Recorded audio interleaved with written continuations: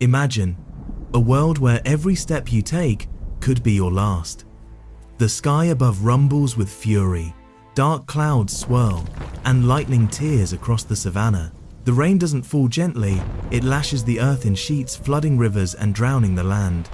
At the water's edge, swollen torrents conceal crocodiles waiting beneath the chaos. In the grasslands, saber-toothed cats stalk prey weakened by exhaustion, and above, vultures circle endlessly, searching for lives claimed by the storm. Now picture yourself here not as the hunter, but as prey, small, fragile, clinging to branches as winds tear through the night, armed with nothing but your hands, a stone, and a desperate will to endure. This was the reality for our ancestors 5.2 million years ago. The question is, how did such vulnerable creatures survive in a world battered by endless storms? And why are we here today, when by all logic, they should have been swept into extinction?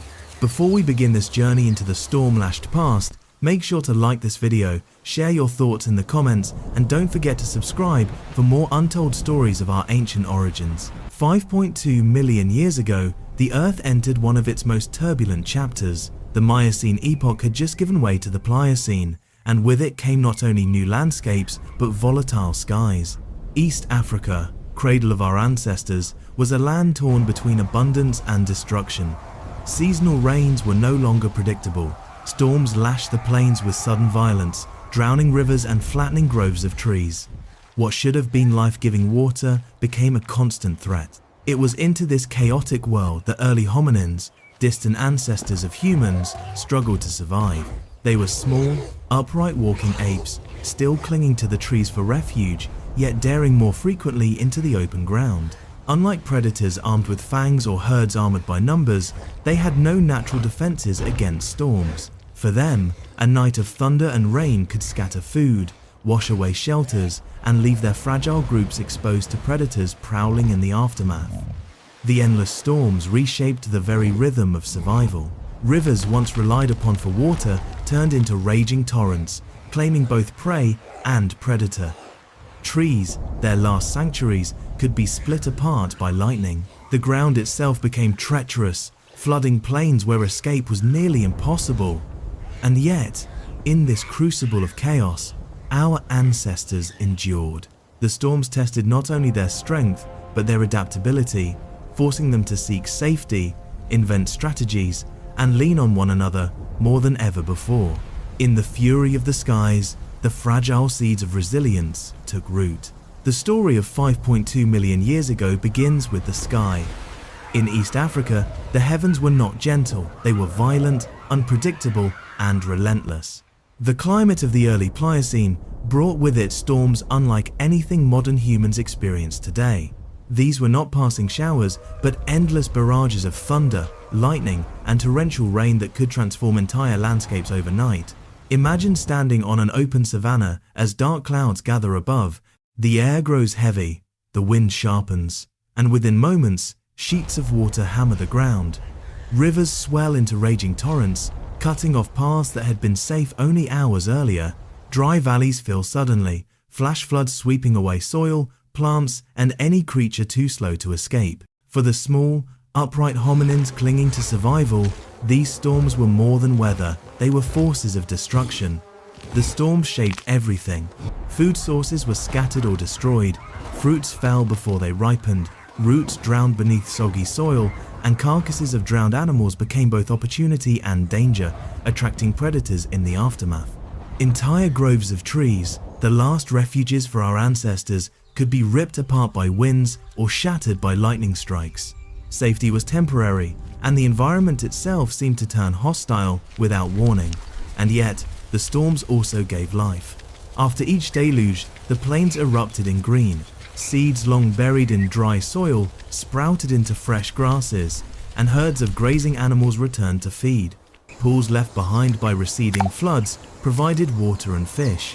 For Australopithecus, the storms were both destroyers and providers, carving a rhythm of devastation and renewal into their world. But there was no control, no certainty. The storms came when they pleased, stayed as long as they wished, and left behind landscapes utterly changed. For our ancestors, survival meant learning to live in the chaos, climbing higher when waters rose, seeking refuge, together when winds howled, and watching the skies with the same vigilance they gave to predators. The storm-lashed world of 5.2 million years ago was a crucible. It was unpredictable, merciless, and unforgiving.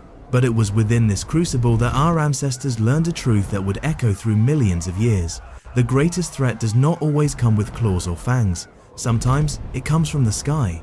When the thunder finally faded and the skies cleared, silence returned, but it was not peace.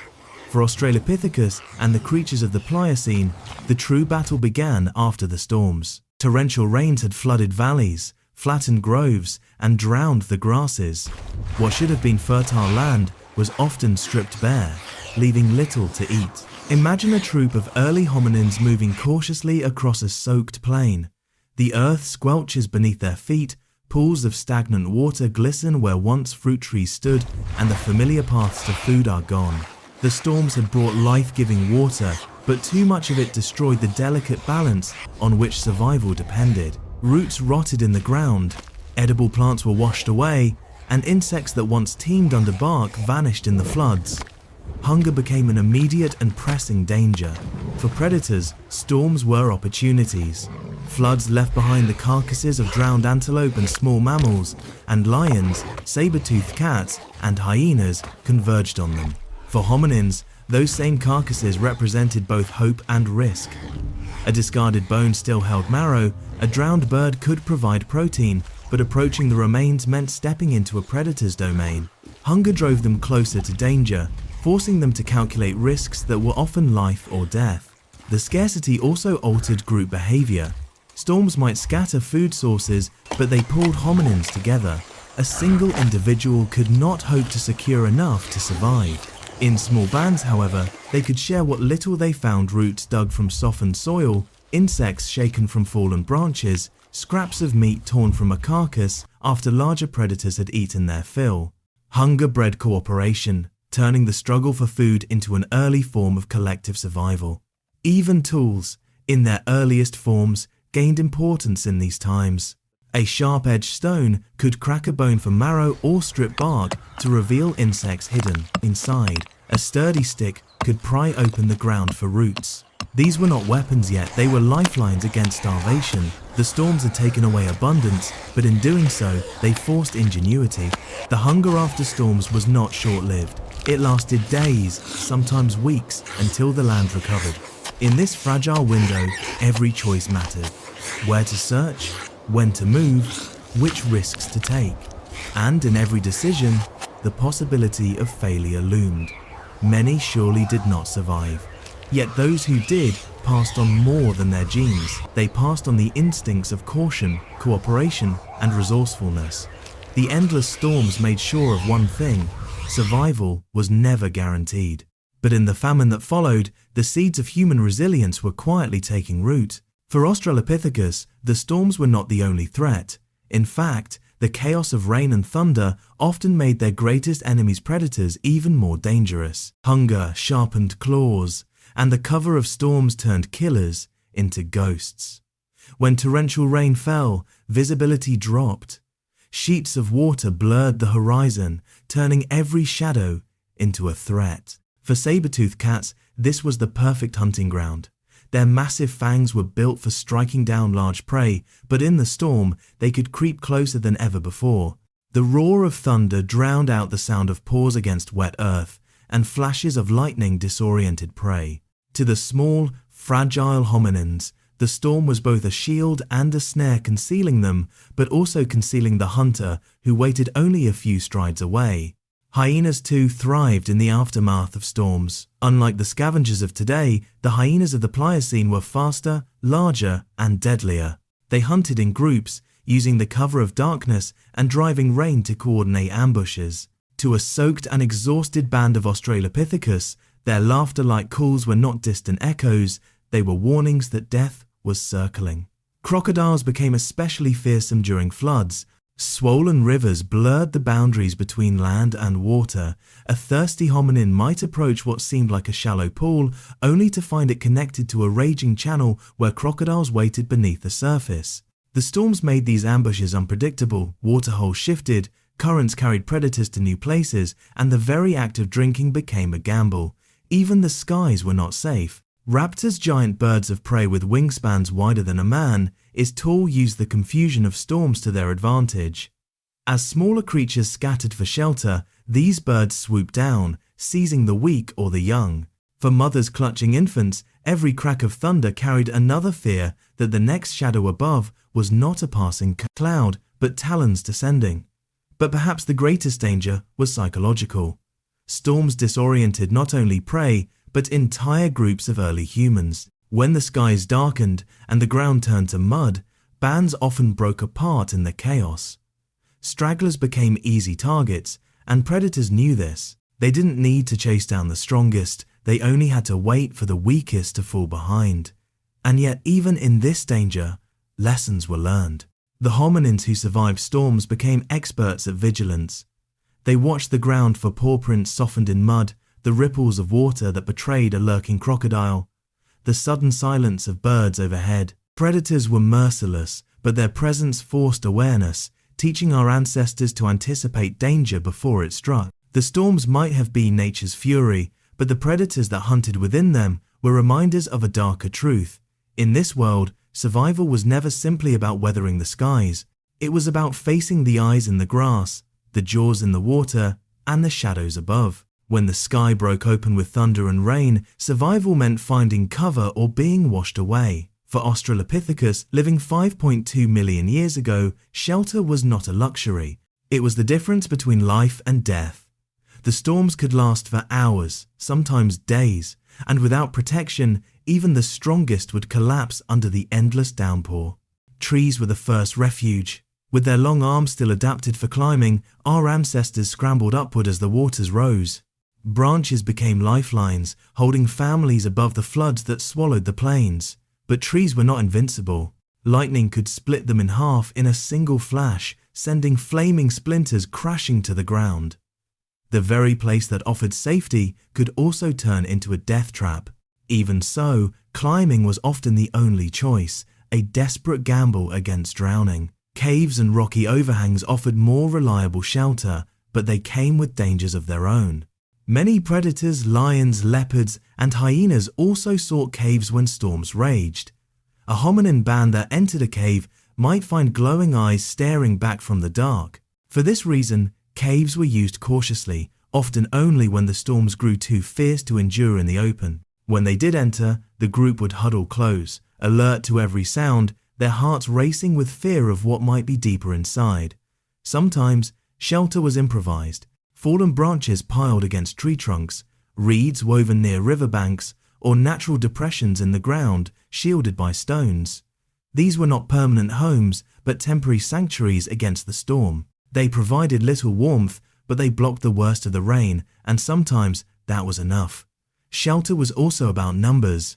A lone individual could be swept away by wind or water, but a group huddled together could resist.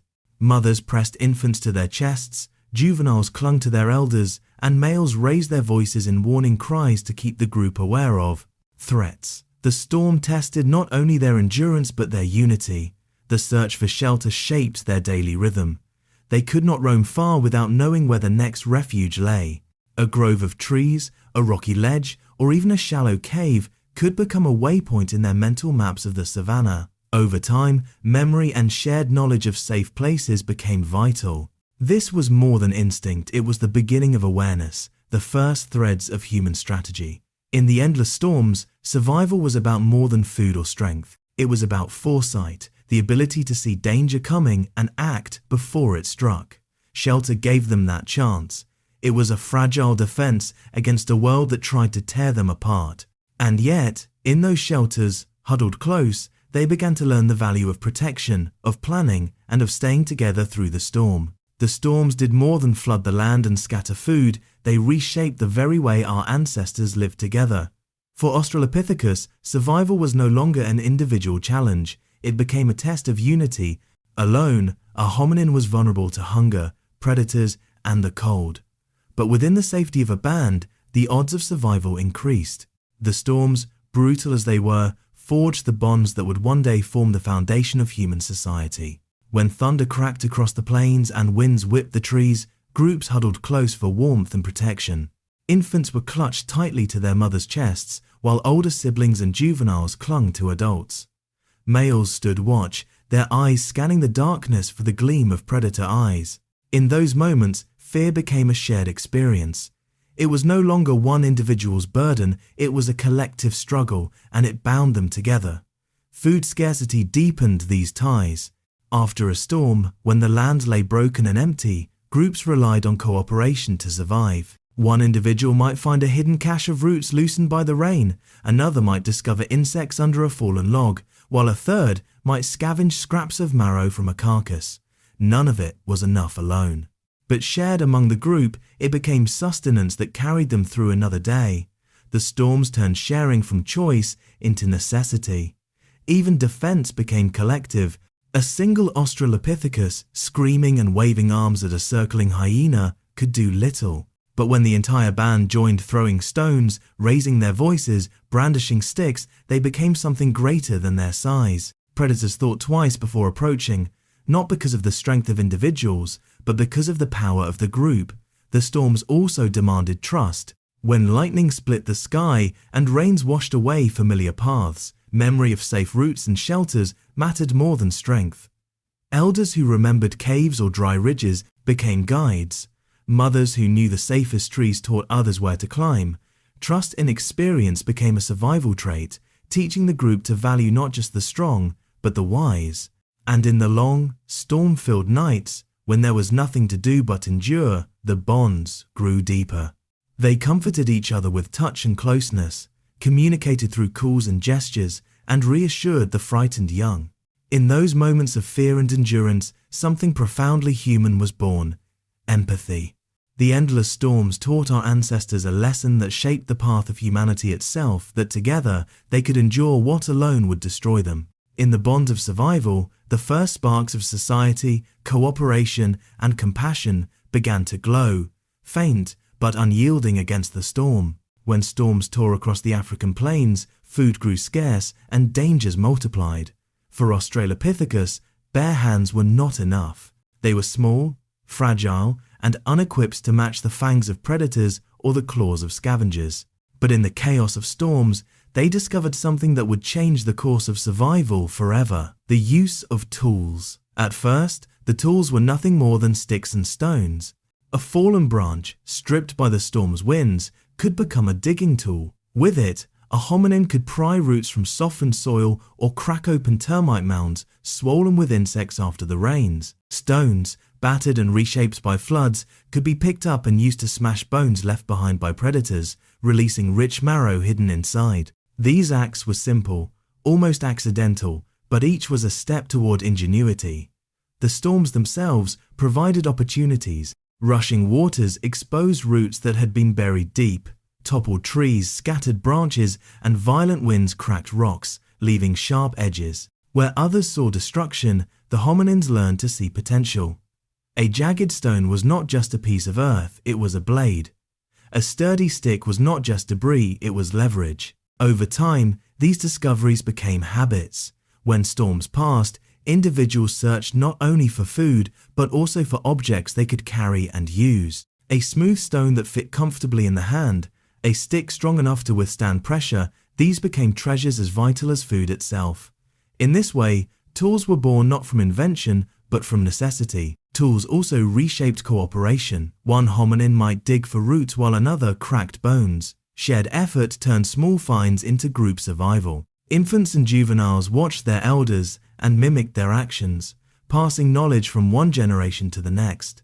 Storms created scarcity, but scarcity created innovation. Defensively, tools offered courage.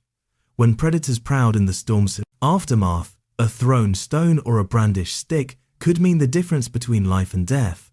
Alone, such gestures may have seemed weak, but when an entire band hurled stones, screamed, and waved branches, predators often hesitated. Tools gave weight to unity, magnifying the impact of group defense. In a world where every storm erased the familiar, tools gave consistency. A trusted stone or stick could be carried across the shifting plains, a fragment of control in an uncontrollable environment. For fragile beings in a land of giants, that fragment mattered.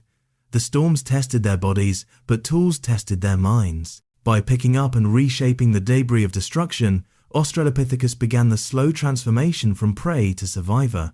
Sticks and stones may seem primitive, but in the endless storms of the Pliocene, they were nothing less than lifelines, the first whispers of technology that would one day build civilizations. For Australopithecus, the ground was dangerous, but the sky itself became a teacher. The storms of 5.2 million years ago were not subtle. They were violent performances of light, sound, and fury. Lightning split trees in half, thunder shook the earth, and endless clouds plunged the land into darkness even at midday. To our ancestors, the sky was not just weather, it was power, unpredictable and awe-inspiring. At first, these storms must have inspired fear. Imagine a small band huddled together under dripping branches as the sky ignites above them. A flash of blinding light strikes a tree, sending fire roaring through the wood. The crack of thunder follows, so loud it rattles bones. For fragile creatures with no fire, no shelter of stone, no words to explain what they witnessed, the storm seemed like the voice of the world itself. And yet, within that fear lay lessons. The first lesson was caution. Lightning showed them that tall trees, though safe from predators, could also be death traps. Bands learned to scatter during storms, avoiding the tallest groves, watching for smoldering fires. The very danger of lightning pushed them to read the land differently, to notice where storms struck hardest, and to remember those places for the future. The second lesson was rhythm. Storms followed patterns tied to seasons. The skies warned of rain with darkening clouds, the smell of wet earth, the sudden silence of birds. Over time, hominins learned to anticipate these signs, moving toward higher ground before the floods came, or foraging quickly before the rains began. By watching the sky, they learned foresight, a skill that separated survival from disaster. The third lesson was opportunity. Though lightning was terrifying, it brought fire. A burning branch left behind by a strike may have been the first contact our ancestors had with flames. They could not yet control it, but they saw its power, how it frightened predators, lit the darkness, and transformed landscapes. The storms introduced them to the element that would one day define humanity itself. The final lesson was awe. The storms reminded them of forces greater than themselves, shaping not just fear, but awareness. They began to look upward, to notice the skies, to read meaning in the movements of clouds and light. This was more than instinct, it was the birth of observation, the first spark of curiosity. In thunder and lightning, our ancestors faced the most terrifying aspects of nature, but instead of breaking them, these storms sharpened their minds. Each bolt of lightning taught caution, each crash of thunder reinforced unity, each dark sky forced foresight. The storms were merciless, but in their chaos, they gave our ancestors lessons. No predator could teach the lessons of the sky itself. Every storm that swept across the Pliocene plains seemed, at first, to bring only ruin. Trees were uprooted, rivers overflowed their banks, and the land was torn apart by floods. For the fragile hominins living here, it felt like the world itself was against them. But the storms also carried a paradox. From destruction came renewal, and it was in this cycle that life found a way to endure. In the days immediately following a storm, the savannah often looked like a battlefield. Mud coated the ground, animal carcasses lay scattered, and plants drowned under standing water. Yet within weeks, the same mud became fertile soil. Seeds buried deep were awakened by the rains, sprouting into fresh grasses. Trees bent but not broken sprouted new shoots, and fruit-bearing plants bloomed with sudden vigor. What had been lifeless became green once more. For Australopithecus, this cycle was both a curse and a gift.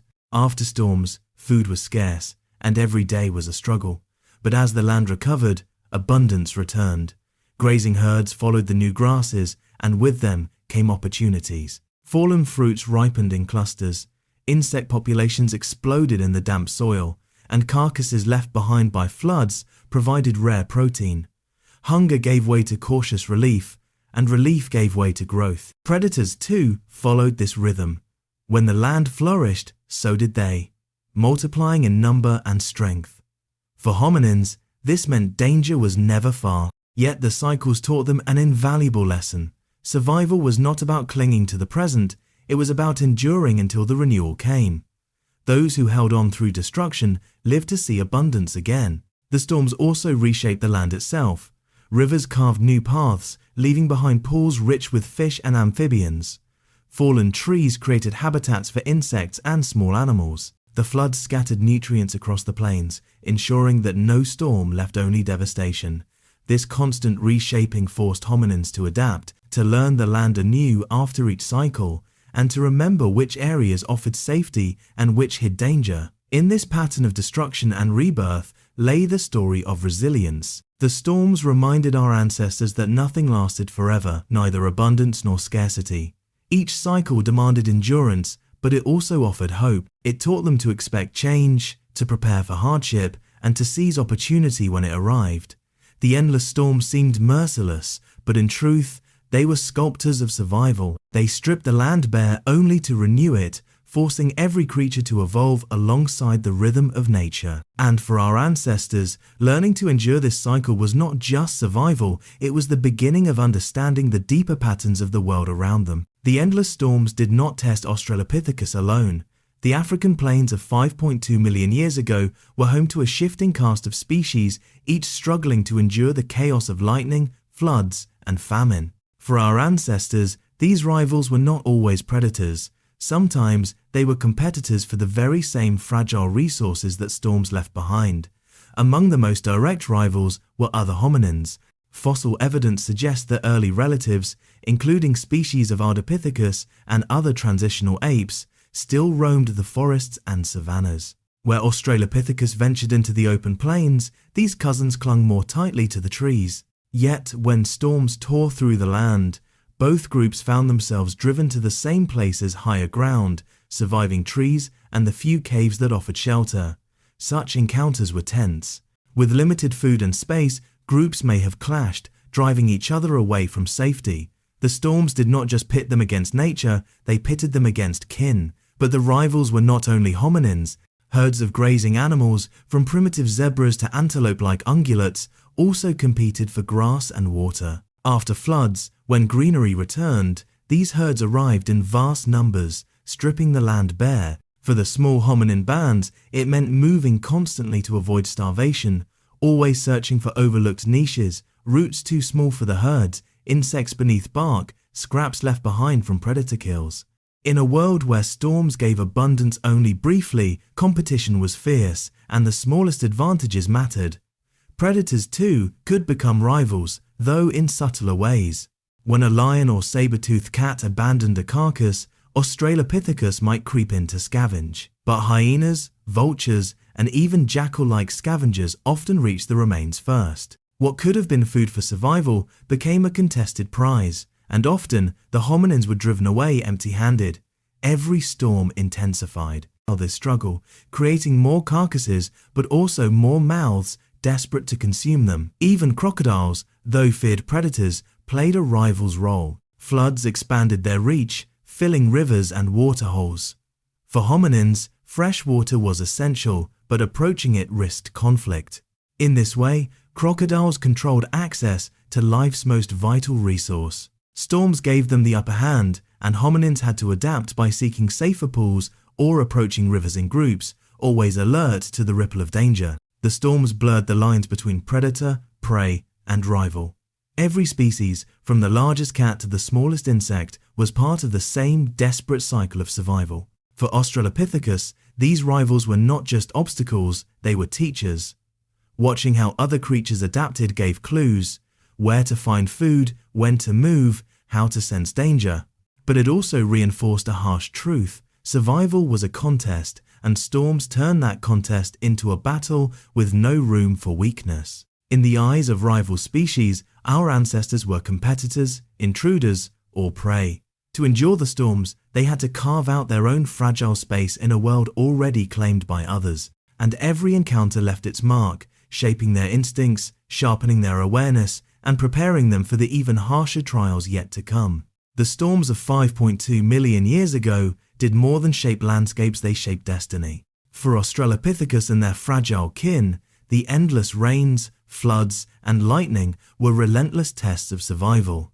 Yet within these trials lay the very traits that would one day define humanity.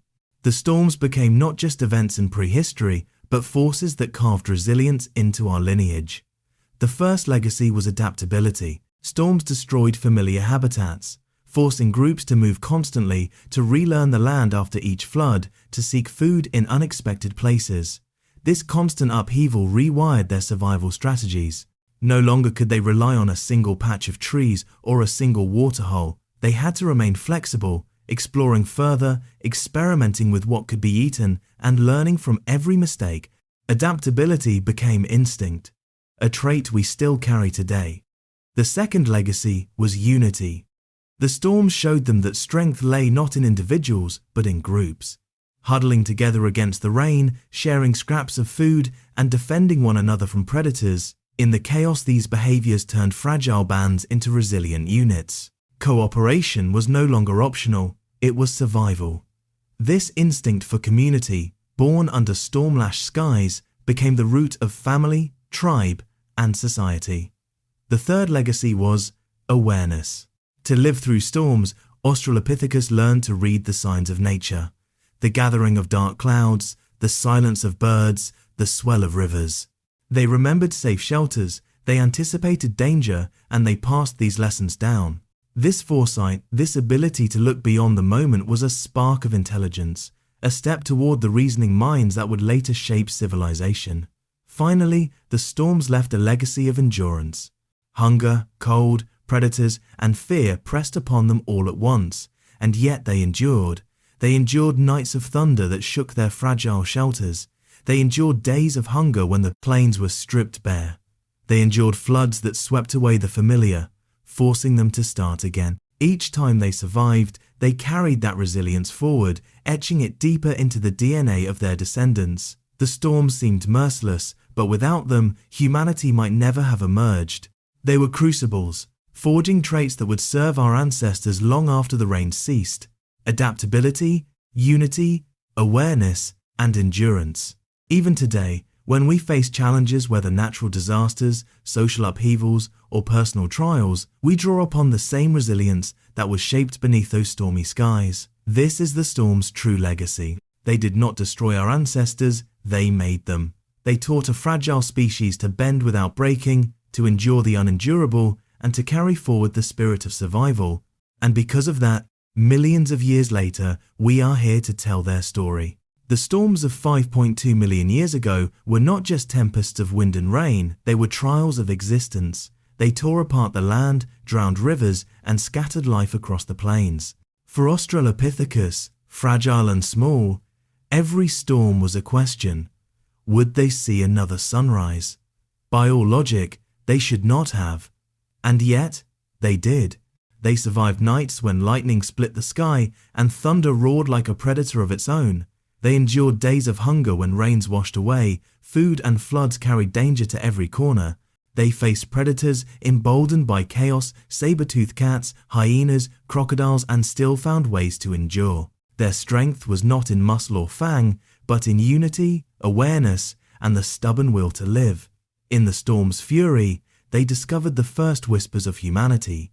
They learned to cling to one another, to share scraps when hunger gnawed, to wield sticks and stones as tools of survival. They read the signs of the skies, remembered the safe places, and taught their young what they had learned. In the chaos of destruction, they found resilience. And that resilience is their greatest gift to us. Every time we endure hardship, every time we rebuild after disaster, every time we cling to one another in dark times, we echo the survival of those storm-lashed ancestors. Their struggle is not buried in the past, it lives within us. The endless storms did not wipe them away, they forged them, and in forging them, they set humanity on the path to the future. We are here today, not in spite of the storms, but because of them. If you've enjoyed this journey back to humanity's beginnings, don't forget to like this video, share your thoughts in the comments, and subscribe to our channel for more epic explorations of the deep human past. Your support keeps this story alive, just as our ancestors once kept the fire of survival burning against all odds.